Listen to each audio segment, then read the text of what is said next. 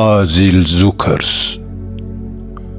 ደራሲ አልታይ ገብረመድህን ብዙነህ። ተራኪ ደጀኔ ጥላሁን።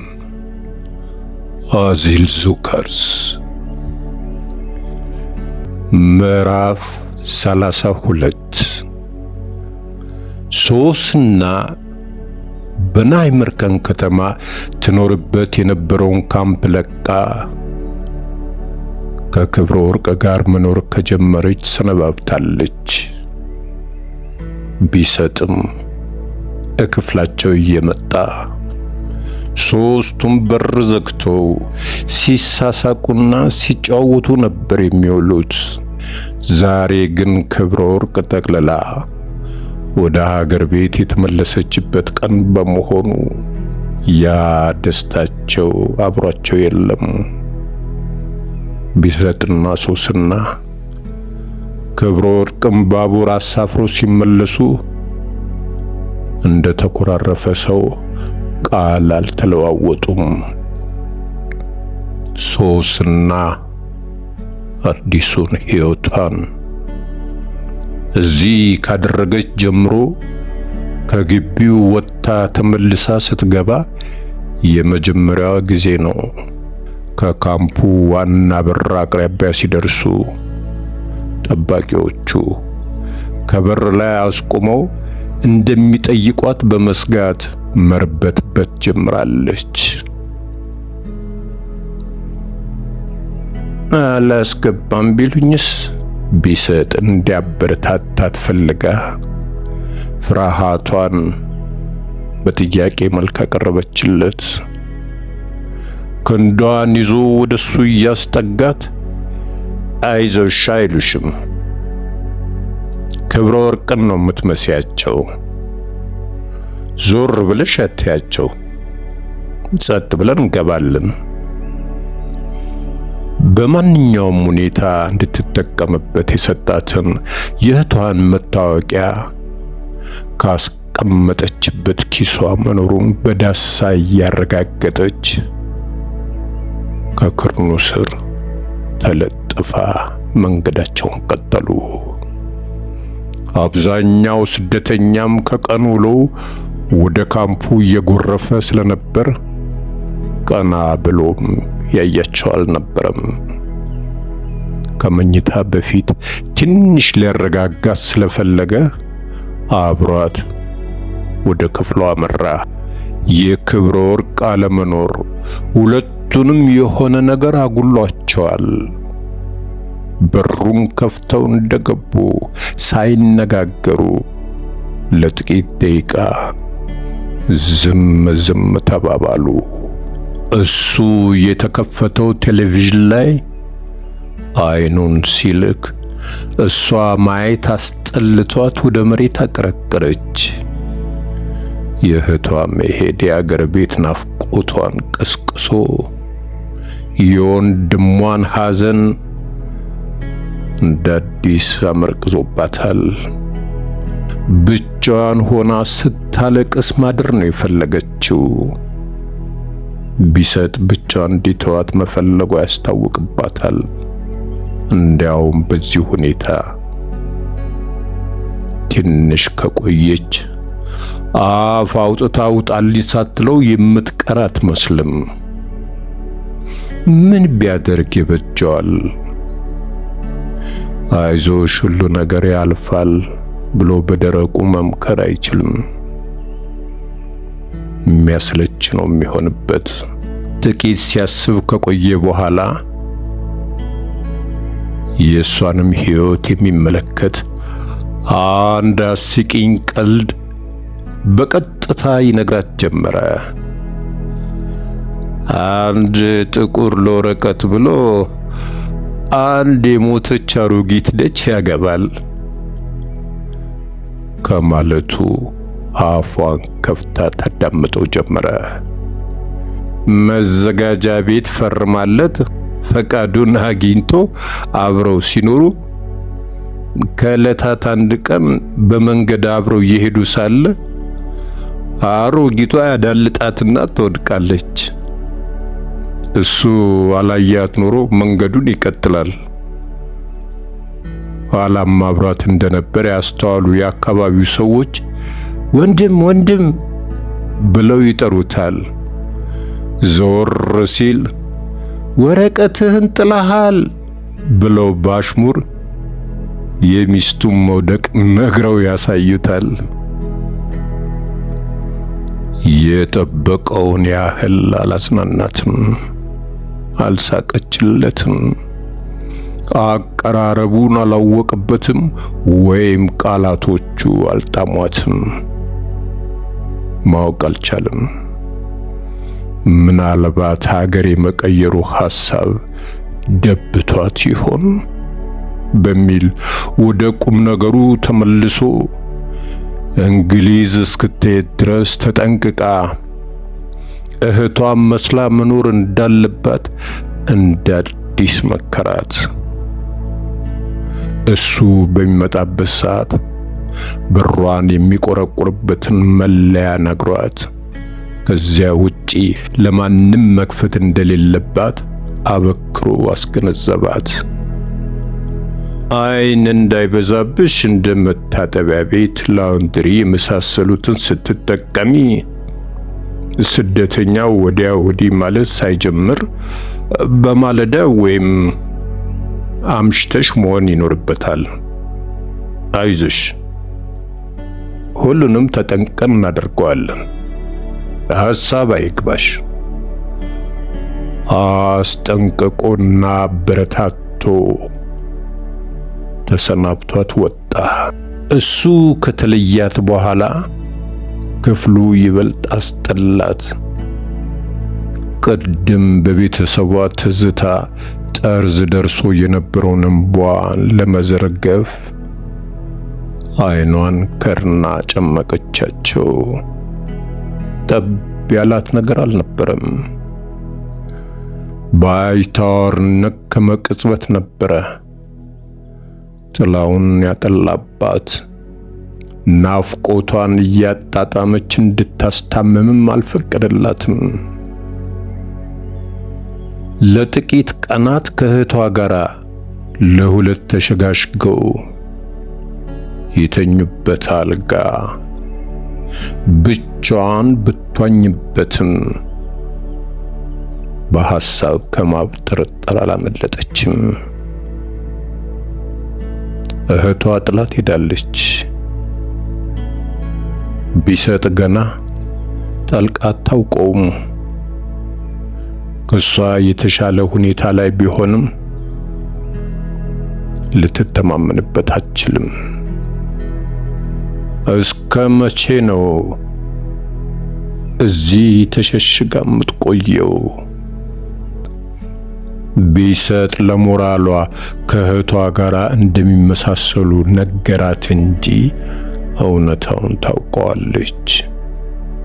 በቁመት ካልሆነ በቀለም የጥቁርና ነጭ ያህል ልዩነት አላቸው።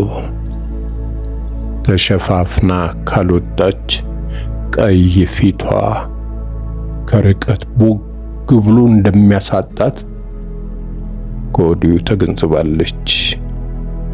በገዛ ሕይወቷ እንደገና ቁማር እየተጫወተች እንደሆነ ተሰማት። ግን በቃ ስደት ማለት እንደዚህ ነው። አውሮፓ ይሄ ነው። በየካምፑ መንከራተት ነው። እንደ እስረኛ በየጊዜው አሻራና ፎቶ መነሳት፣ በቀጠሩ መብሰልሰል፣ በጥያቄ መብጠልጠል፣ እንደ ዘላን ከሀገር ሀገር መኳተን፣ እዚህ መትከል እዚያ መንቀል። እስከ መቼ ነው ግን እንዲህ እንደባከነች የምትኖረው? ፈረንሳይ ጓደኛዋ መነን መስላ በመነን ወረቀት ኖራለች። አሁን ደግሞ እዚህ ለትንሽ ጊዜም ቢሆን እህቷም መስላ በእህቷ ወረቀት መኖር እየጀመረች ነው። ከተያዘች ከፈረንሳይ ወንጀሏ ጋር ደርበው ለረጅም ዓመት እስር ቤት ውስጥ ያበሰብሷታል። ቢሰጥ 2 ወር ያህል ቀደም ብለሽ ቢሆን ኖሮ በልዕልት ዲያና ቀብር ምክንያት እንግሊዝ ድንበሯን ክፍት አድርጋ ነበረ። ያለምንም ችግር ትሻገሪ ነበረ። ለጥቂት ነው ዕድሉ ያመለጠሽ ያላትን አስታውሳ በመዘግየቷ ተጸጸተች። ሊያዝናናት ፈልጎ ምሽቱን የነገራትንም ቀልድ እንደገና መልሳ አስባ ከንፈሯን በከፊል ገለጠች። የኮረኩራትን ያህል ፊቱ ያልሳቀችለት የልቧን የሚያይባትና የሚታዘባት ስለመሰላት ነበረ። በጋብቻ የመኖሪያ ፈቃድ የማግኘት ዘዴ እሷም ሆላንድ ከገባች ማግስት ጀምሮ የሞከረችው ጉዳይ ነበረ። ቢቀር አንዱን የጃጀ ሽማግሌ ደጅ ጠብ አድርጌ ወረቀቴን አገኛለሁ እያለች ለራሷ ፎክራለች። አልቀናት ሆኖ ነው እንጂ እግሯ እስኪቀጥን ድረስ ያላካለለችው የምሽት መዝናኛ ያላሰሰችው ቡና ቤት አልነበረም። እንደ ሎዋርደን አይነት ትላልቅ ከተሞች ድረስ እየሄደች ጠና ያሉ ወንዶች ይገኙበታል በተባለበት ክበብ ሁሉ ስትሰጣ ነበረ የምትውለው። አንዳንዶቹ በውበቷ ተማርከው ስለ ፈቃደኝነታቸው አረንጓዴ መብራት ቢያሳዩአትም ሚስቶቻቸው መቼና በየት በኩል አሳልፈው እንደ ቦርሳ ከጎን ተጣብቀው ቀዳዳ የሚሰጧት አልነበሩም። መሽገሮች ወንዶቹም በቁማቸው ይሞቱ ናቸው። እንደ ከዘራ አንድ ጥግ ካስቀመጧቸው ከሚስቶቻቸው ጉያ ንቅንቅ የሚሉ አይደሉም። የጉልቻ ድንጋይ ማለት ናቸው። ጉፋዮች የዛን ሰሞን ጨጓራዋን ሲልጡት ነበር የከረሙት። ወጣቶቹም ለዳንስ መጋበዝ ቀርቶ ቀና ብለው ሴት የሚያዩ የሞቀ ደም የፈጠረባቸው አይመስሉም። ለዛው እስከ ወጣት ምን ሊገኝ የሴት ጓደኞቻቸው እንደ አራስ ሕፃን ከንፈራቸውን እንደ ጡት ማስጣያ ላስቲክ ፓስፋይንደር አፋቸው ላይ ለጉመው ስንዝር አያፈናፍኗቸውም። ኮሊታና እጅጌያቸውን ሲሰክሩም የቀበቷቸውን ጫፍ ይዘው እንዳረጀ ግመል እየጎተቱ የሚያስገቧቸውና የሚያስወጧቸው ሴቶቻቸው ናቸው። ሲጋራ ለማጤስ፣ መታጠቢያ ቤት ለመጠቀም፣ መጠጥ ለመድገም የሴቷን ፈቃደኝነት በቅድሚያ ሲጠይቁ አይታ ታዝባና ንቃትታቸዋለች። አልጮች የአባቷ አይነት ኩሩ ቆፍጣናውን ደስ ይላታል። በጋብቻ ፈቃድ እርሟን አውጥታለች። በአውሮፓ ኑሮ መኖር ከመጀመሯ በፊት ህልውናዋን የምታረጋግጥበት መታወቂያ ያስፈልጋታል። ኢትዮጵያ ያለች የማንነት ወይም የዚህ አይነት የህልውና ጥያቄ አልነበረባትም። ነዋሪነቷ ማንም የማይነፍጋት እንደ ጾቷ በመፈጠር ያገኘችው መብቷ ነበረ። ያንን የነጻነት አየር የመተንፈስ ጸጋ እዚህ ጥያቄ ውስጥ ገብቷል። አገር ቤት እያለች ታስበው እንደነበረው ቪዛ አግኝታ ስለመጣች ብቻ በቀላሉ የምታገኘው አልሆነም። የምትኖረው መኖሯ ሳይታወቅ በባዶ ተስፋ በገዛ ጉልበቷ ነው። ይህንን እውነት ትንሽ ትንሽ እየተረዳችው ብትመጣም በሙሉ ልቧ ምና መቀበል አትፈልግም። አንድ ዓመት ስደት ላይ ቆይታ ገና ለቂጧ መቀመጫ የሚሆናት ሁነኛ ስፍራ ለማግኘቷ በመጠኑም ቢሆን በምኞት አርግዛ የነበረውን ቤትና መኪና የመቀያየር ህልሟንም በመጠኑ አደብ ሳያስገዛው አልቀረም። አንድም ነገር መሬት ጠብ ብሎ ያገኘችው ነገር የለም። የማትዋሸውና በፍጹም የማትክደው ሀቅ ሀገር እንደ ሸሚዝ ለውጣለች እስኪ ሰለቻት። 4 ሰዓት ባልሞላ ጊዜ ፈረንሳይን፣ ሉክዘምበርግን፣ ቤልጂየምን፣ ሆላንድን አካላለች። ሀብት አልሆናትም እንጂ በስም ብዛትም ተንበሽብሻለች። መነን፣ ሰዓዳ፣ ሮዛ፣ ሉሲ አሁን የገዛ እህቷን ስም ክብረ ወርቅን ወርሳለች። ገና ኢንግላንድ ስትሄድ ደግሞ ሌላ አዲስ ስም ያስፈልጋት ይሆናል።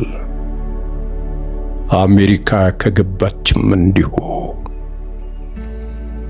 የዊንታም ማርሴዲስ ስታይ የተሰማትንና አድሮባት የነበረውን ተስፋ አሁን ካለችበትና ወደፊት ሊገጥማት ከሚችለው ሕይወት ጋር አነጻጽራ በራሷ ሳቀች። ወይ ኢሮፕ! በአሜሪካ ልቤ ተነካለች አበብዬ። እዚህ ምን ጎሎብሽ ነው የሰው ሀገር መቀላወጥ የፈለግሽው? ኢትዮጵያ ምን ነሳችሽ? ምን ነፈገችሽ? ምንስ አጎደለችብሽ? አባቴ ምን ብሎኝ ነበር ነው የምትይው? ምከረው ምከረው፣ እምቢ ሲል መከራ ይምከረው። የአባቷ ቃል ጮኸባት።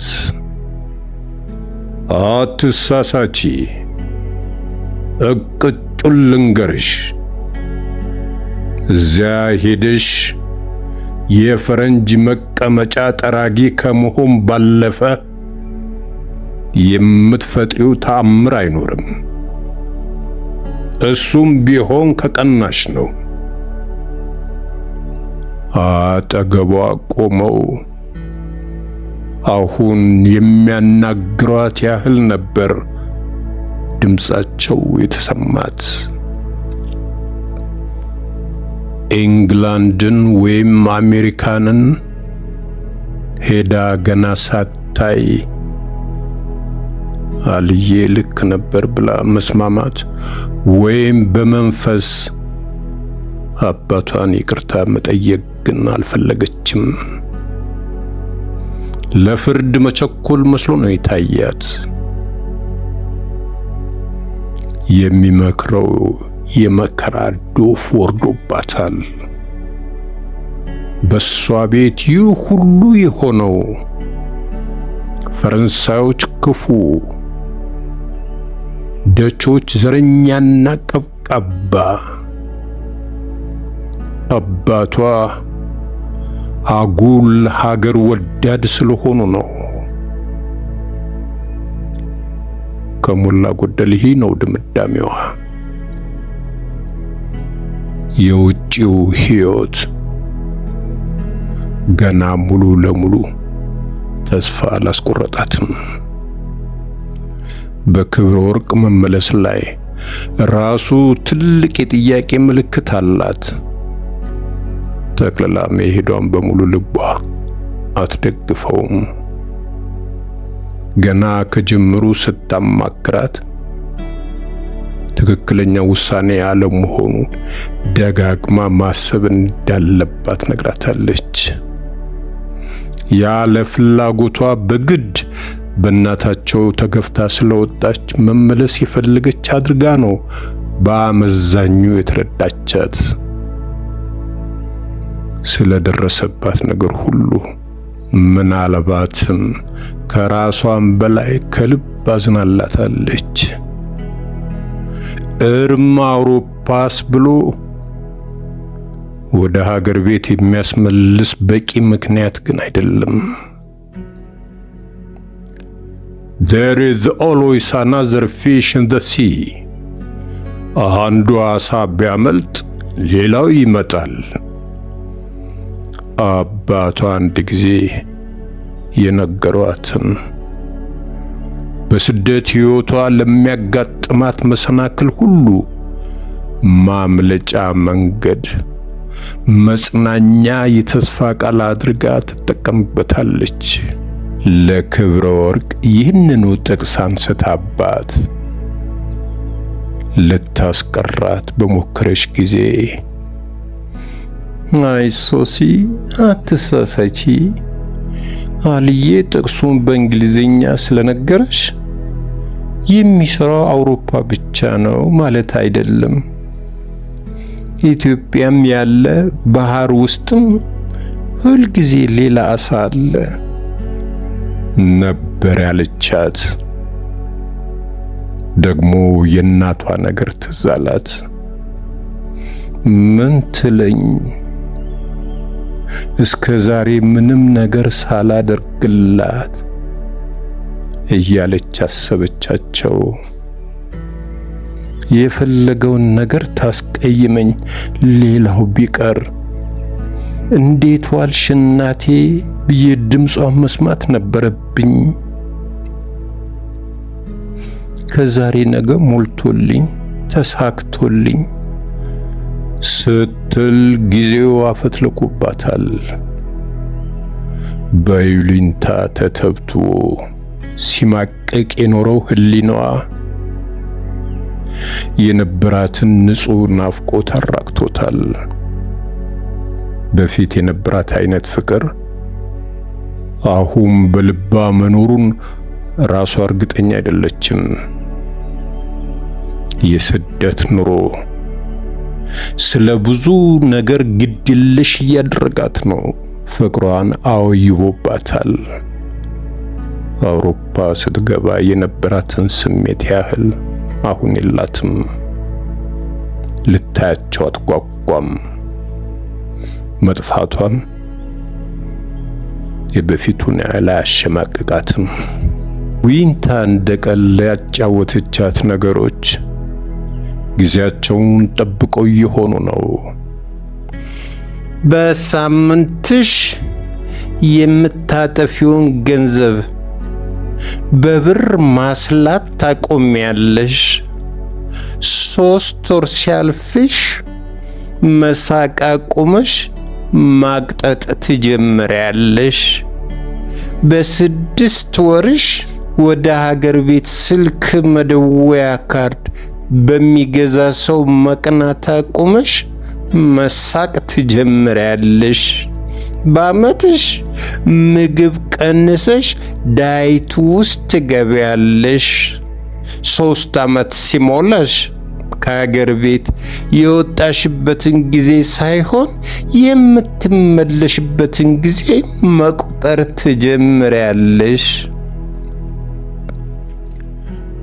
ቢሰጥም ክፍሉ ገብቶ አልጋው ላይ አረፍ እንዳለ የሚያስበው በእነሱ ቤተሰብ ዙሪያ ያለውን ነገር ነበረ። ቀን ላይ ክብረ ወርቅ ካምፑን ለቃ ከመውጣቷ በፊት ለመጨረሻ ጊዜ ለቬሮኒካ እንድትታያት አድርጓት ነበረ። ዶክተሯም ቢሮ ጎራ ብላ ፊቷን አስመትታለች። ይህ እንዲሆን ያደረገው ለረጅም ጊዜ ከዓይናቸው ስትሰወር ሊኖራቸው የሚችለውን ጥርጣሬ ለማስወገድና በመኝታ ክፍሏ በእግሯ የምትተካው ሶስና ላይ ጫና እንዳይፈጠር በማሰብ ነበረ። ለዚሁ ጉዳይ ክብረ ወርቅ ጠዋት ላይ ያስተዳደሩን ቢሮ በር በድንገት በርግዳ ዘው ብላ ስትገባ ቬሮኒካ በድንጋጤ ነፍስና ስጋዋ ነበር የተላቀቀው። ክብረ ወርቅ አንቺ ሕይወትሽ አለ? በተደጋጋሚ በርሽን አንኳኩቼ ሳትከፍችልኝ ስትቀሪ አስደንግጠሽኝ ነበረ። ያደረባትን ቅሬታ በመግለጽ ነበር ያስተናገደቻት። ኋላ ላይ ተመልሼ ለመምጣት አስቤ ነበረ። ለማንኛውም እንኳን አሁን አየሁሽ። ዛሬ ባትከፍችልኝ ኖሮ ራሷን አጥፍታለች ብዬ ለፖሊስ ሪፖርት ማድረግ አይቀርም ነበር። አንቺም እንደወንድምሽ ባንገትሽ ገመድ አስገብተሽ ወይም ተቃጥለሽ ራስሽን ታጠፊያለሽ የሚል ከፍተኛ ስጋት አለን እያለች ያልሻረ ቁስሏን በነገር ጠዘጠዘቻት። ክብረ ወርቅ እንደሌላው ጊዜ አንገቷን ደፍታ በዝምታ አላለፈቻትም። አተነኳኩሷ ልትታገሳት ከምትችለው በላይ ሆኖባት ከበድ ያሉ ቃላትን ተናግራታለች። ንግግራቸው ተካሮ ከጸብ ጫፍ ሲደርስ እዚህ ተቀምጠሽ በነገርና በጮማ ሰውነትሽን ከምታሰቢ ለምን ትምህርት ቤት ገብተሽ አትማሪም? በማለት ሰድባት ወጥታለች። ቢሰጥ ከሰዓታት በፊት ክብረ ወርቅን ወደ ባቡር ጣቢያ ሲሸኟት ያጫወተችውን ይህንን ጨዋታቸውን እየመላለሰና ቀጣዩ የቬሮኒካ የበቀል እርምጃ ምን ሊሆን እንደሚችል እያሰበ በጭንቀት እንቅልፍ ሳይወስደው ለረጅም ሰዓት ቆየ። በጣም ባስቸኳይ ምናልባትም በአንድ ወይም በሁለት ቀን ጊዜ ውስጥ ሶስናን ወደ ለንደን መሸኘት ወይም ሌላ የምትቆይበት ማረፊያ መፈለግ እንዳለበት ይሰማዋል። ሴት በመሆኗ በሌላ ልትረጉምብኝ ትችላለች ብሎ ሰግቶ እንጂ የዛሬውን ሌሊት ራሱ ከፍሎ አምጥቶ ሊያሳድራት ፈልጎ ነበረ። ሲሰናበታት ውስጡን እንደቀፈፈው ነበረ። አትክልት አሟሟት ላይ የቬሮኒካ ስውር እጅ እንዳለበት ክብረ ወርቅ ስለነገረችው ከልክ በላይ ፈርቷታል። በሌላ በኩል ደግሞ የገዛ ምናቡ ውስጡ ያከማቸውን የፍርሃትና የስጋት ስሜት በቅዠት መልክ እያሳሰበው ያለ ስለመሰለው የመጣበትን ስጋት ወደ ጎንቶ ከሶስና ጋራ ጥሩ ምሽት አልነበረውም። ዝምተኝነቷን አልወደደውም። ለጊዜው የእህቷ መሄድ ቅር አሰኝቷት ነው። ውሎ ሲያደር መርሳቷ አይቀርም ትቀየራለች ብሎ ተጽናና። ኑሮ ተስፋ አስቆርጧት ራሷን ልትጎዳ ትችላለች ብሎ ሌት ተቀን ይጨነቅ የነበረው ለክብረ ወርቅ ነበረ። ይህችኛዋ በረገጠችበት የምትለምድ ቆቅ ነገር ነች። በትንሽ ነገር ተደናግጣ ለጊዜው ደንብርብር ማለት ነገር ይታይባታል እንጂ ውስጧ ገና የተነካ አይመስልም። የነገ ሕይወቷን የተስፋ ኳስ እያነጠረች የምትጫወተው ዛሬ በሚያጋጥማት ማንኛውም አይነት ኳስና ሜዳ ላይ መሆኑ ከተነገረው የፈረንሳይና የሀገር ቤት ሕይወት ልምዷ የራሱን ግንዛቤ ወስዷል። በብዙ ትግል ከብዙ የሐሳብ ሙግት በኋላ እንቅልፍ አሸንፎ ታሸለበ። እኩለ ሌሊት እንዳለፈ የጣቢያው የአደጋ ጊዜ መጥሪያ ያለማቋረጥ አስተጋባ። የድንገተኛና አስቸኳይ መውጫ በሮች በራሳቸው ኃይል ተበረጋገዱ። በመተላለፊያና በክፍሉ ኮርኒስ ላይ የተገጠሙ የድምፅ ማጉያ ወንፊቶች እባክዎ በአስቸኳይ በአቅራቢያው በሚገኝ መውጫ ሕንፃውን ለቀው ይውጡ የሚል ትዕዛዝ በደች በእንግሊዘኛና በአረብኛ ቋንቋዎች አሁንም ይንፏለል ጀመረ። ያንንም ተከትሎ ከየት አቅጣጫ እንደሚመጣ የማይታወቅ ዓይን የሚያጭበረብር ብልጭታ እንደ መብረቅ ብርሃን በየሰኮንዱ ይንቦገቦጋል። የጥበቃ ሰራተኞች ዩኒፎርማቸውን እንደለበሱ በሶምሶማ ላይ ታች ይራወጣሉ። ተረኛ የማህበራዊ አገልጋዮች መገናኛ ሬዲዮናቸውን አፋቸው ላይ እንደለጎሙ ጆሮአቸውን አስልተው እየተዋከቡ ነው። የስደተኛውን የመኝታ ክፍል በር በእግራቸው ሳይቀር እየደለቁ ያልነቃውን ይቀሰቅሳሉ። አንዱ በሌላው ላይ እየዘለለ እግሬ አውጭኝ እያለ ነው። የአምቡላንስ የእሳት አደጋና የፖሊስ መኮንኖች የጣቢያውን ዙሪያ ወረውታል። ስፍራው ድንገት በጠላት እንደተጠቃ የጦር ካምፕ ተተረማምሷል። በህንፃው የታችኛው ምዕራብ ግራ ክንፍ ጭስ የሚቦን አቧራ መስሎ ወደ መላው ህንፃ መትመም ጀምሯል። ጥቂት ብርቱ የአካባቢው ነዋሪዎች ፖሊስ በቢጫ ቀጭን ሪበን ያጠረውን ክልል ጥሰው ለወሬና ለእርዳታ ገብተዋል።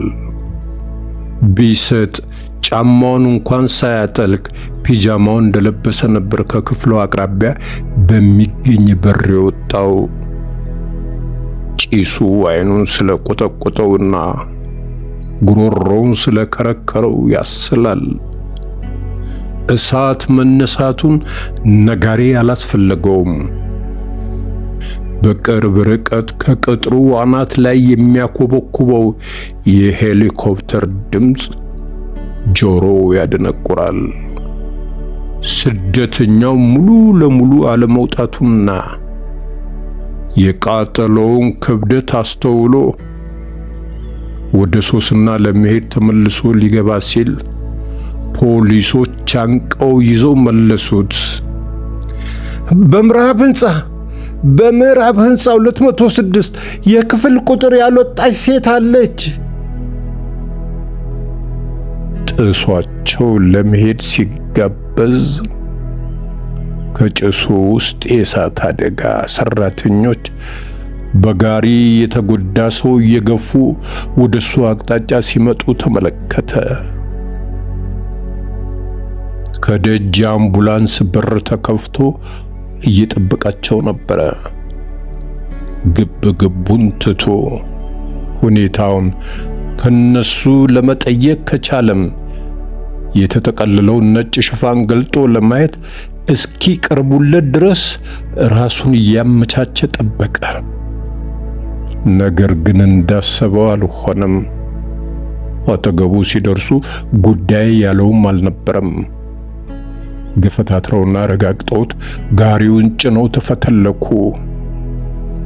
አምቡላንሱ መንቀሳቀስ የጀመረው ቃሬዛው ሙሉ ለሙሉ ሳይገባና ረዳት የሕክምና ባለሙያዎቹ በቅጡ ቦታቸውን ሳይዙ ነበረ። ፍጥነት፣ ችኮላና ውክቢያቸው ባንክ ዘርፈው የሚሸሹ እንጂ ነፍስ በማዳን ተልእኮ ላይ ያሉ አይመስልም። በዙሪያቸውና በመንገዳቸው ላለ ሌላ ሕይወት ቅንጣት ያህል ደንታ አልነበራቸውም። በግርግሩ መሃል ቬሮኒካን ከርቀት በግንባሩ ትይዩ ከቆመበት በስተሰሜን አቅጣጫ ድንገት ተመለከታት። በእጁ የነካት ያህል እሷም በዚያው ቅጽበት እሱ ወደ ነበረበት ፊቷን ስታዞር አይን ላይን ተገጣጠሙ። እይቷን ሳሰብር ባገኘችው ክፍተት ተሽለክሉካና ግርግሩን ጠረማምሳ ስትቀርበው ጊዜ አልፈጀባትም። ጥርሶቿን እያፏጨች ክብረ ወርቅ አለችው። ግቢውን ለቆ በዋናው መንገድ ላይ የበረ ወዳለው አምቡላንስ በቀኝ እጇ በያዘችው የብዕር ቂጥ እያመለከተችው ቢሰጥ ጉልበቱን ብርክ ያዘው። ቀደም ተኝቶ ያየው የነበረውን ህልም አሁን እየቀጠለ ያለ ነው የመሰለው። እንደ ጥሩ ሙያ የወንድሟን አርያ መከተሏ ያሳዝናል። ቬሮኒካ ቀጠለች። ቀን ቢሮዬ በመጣችበት ጊዜ አንዳንድ ሁኔታዎቿ አላማሩኝም ነበረ። ይህ ሊሆን እንደሚችል እኔም ገምቼ ነበር። ቢሰጥ ራሱን ይዞ በቆመበት የጨው አመድ ሆኖ ቀረ። የሆነውና የተፈጠረው ነገር ተምታታበት። ሶስናም እንደ አትክልት ራሷን አቃጠለች ማለት ነው። ሊሆን አይችልም። ነገሩን ለመቀበል እየተቸገረ ከራሱ ጋር መነጋገር ጀመረ። ምን ነው ቀድሞውኑ ወደዚህ ባላመጣናት ኖሮ ከክብረ ወርቅ ጋር ይበጃል ብለው መክረው ባደረጉት ነገር ተጸጸተ። እንዲህ ቀን ጠቁሮበት በየሀገሩ በአሰቃቂ ሁኔታ ያለፈውን ዜጋ ሀገርና ሞት ይቁጠረው። የሚቀጥለው ባለተረኛ ማን ይሆን? ቬሮኒካ ጆሮው ስር ተለጥፋ መለፍለፏን አልተወችም ነበረ። ሰውነቷ ሙሉ በሙሉ አልተቃጠልም። ጭሱ ነው አፍኖ የገደላት። እሷ ሕይወቷን ባጭር ብትቀጨውም ሐኪሞች የሚፈቅዱላት አይመስለኝም። ሬሳዋ አፍሪካ ተቀብሮ ሙዝ አይበቅልበትም። የሰውነት ብልቷን ሕይወታቸውን መቀጠል ለሚፈልጉ ህሙማን ዜጎቻችን እናከፋፍለዋለን። ይህን የምትለው ዶክተሮች በድኗን ከፍተው ምን ያህሉን የሰውነት አካሏን ነቃቅለው በመለዋወጫነት እንደሚጠቀሙበትና ምን ያህል ዜጎቻቸውን ሊያተርፉበት እንደሚችሉ እያሰላች መሆኑን ተረድቶታል። ይቺ ታዲያ ሰው ነች? አንድ እርምጃ ወደ ኋላው ተስፈንጥሮ ሸሻት። ኔዘርላንድ ውስጥ አንድ ልብ ለማግኘት ምን ያህል ሰው የወረፋ መጠበቂያ ሰነድ ላይ ተመስግቦ እንደሚጠብቅ ታውቃለህ። ከመለስተኛ ፈገግታዋ ጋር ከአንደበቷ የሚሰነዘሩት ቃላት እሬት ያቀመሰችው ያህል አፍና ከንፈሩን ሳይቀር አምርሮበት መልስ አልሰጣትም። ራሷ ቀጠለች። ብዙ በጣም ብዙ ፍም የመሰለ ሹል ቀንድ ከዓይኖቿ መሃል እንደ ባትሪ ያበራበት ለጥቂት ሴኮንዶች ያደረገችው እርኩስ ሥራ በምትሃት የተከሰተለት መሰለው። ክብረ ወርቅ ላይ ያላትን ጥላቻ ከመሰረቱ ያውቃል። በዕለቱ ቢሮዋ ውስጥ በመካከላቸው ተፈጥሮ የነበረውን አለመግባባትና የተለዋወጡትም ክፉ ቃላት ያስታውሳል። ወንድምና እህት ከቬሮኒካ ጋር መለካከፍ የጀመሩት ከመጀመሪያው የትውውቃቸው ቀን ጀምሮ መሆን ሰምቷል። ያን ዕለት አትክልት አሳማ ብሎ ስለሰደባት ጥርሷ ገብቷል። ዘግይቶም ቅጣቱን ሰጥተዋለች። አሟሟቱ ላይ አሁን ድረስ በአወዛጋቢነት የሚነሱ ብዙ እንቆቅልሽ ጉዳዮች አሉ። ክብረ ወርቅም በመጨረሻ ሰዓት ቬሮኒካን ሰድባ ያቃለለቻት በውፍረቷ ነው። ቬሮኒካ በማንነቷ ለሚዘልፋት ስደተኛ ምሕረት የላትም። እህትና ወንድም የተሸረበባቸው የበቀል እርምጃ ተመሳሳይ ነው። እናም ከጸባቸው በኋላ ስትጠነስስ ያመሸችውን ሴራ በውድቅት ሌሊት እንደፈጸመችው አልተጠራጠረም። ማታ ከክብረ ወርቅ መኝታ ክፍል አምሽቶ በወጣበት ሰዓት የእሱንም እንቅስቃሴ በስውር ስትከታተል ቆይታም ሊሆን ይችላል። በክብረ ወርቅ እግር እህቷ መተካቷን ግን የምታውቅበት ምንም አይነት ፍንጭ እንደማይኖራት እርግጠኛ ነው። የሁላችንን መተኛት ካረጋገጠች በኋላ ጸጥ ሲል ጠብቃ እሷን ያገኘች መስሏት ነው በበር ስር ቤንዚን አፍስሳ ክብሪት የለኮሰችው ሲል ደመደመ። አትክልትንም እንዲሁ እኔ ነኝ ያቃጠልኩት። አንተም የድርሻህን ታገኛለህ። ጠብቀኝ፣ እመጣልሃለሁ። ድምጿ ጆሮው ላይ ሲያስተጋባ ከሀሳቡ ድንገት ባነነ። አንቺ የሰይጣን ቁራጭ! ሊያንቃት እጁን ሲሰድ አጠገቡ አልነበረችም። በፍርሃት የሚንቀጠቀጡትን ሁለቱንም እጆቹን ወደ ሰማይ ወደ አምላኩ ዘርግቶ አንጋጠጠ። በደረቀ ሌሊት የተፈነጣጠቁትን ከዋክብት ቆጥሮ ለማውረድ እንደ ከጀለ ቂል በጣቶቹ የጨለማውን ባዶነት እየጫረ አቤቱ በምሕረትህ አስበን።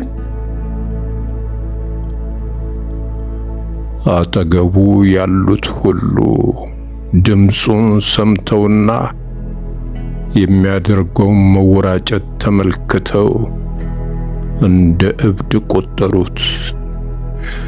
ማረን፣ በቃችሁ በለን ይብቃል። ፈጣሪውን እንደገና በእንባና በጩኸት ደግሞ ተማጸነ።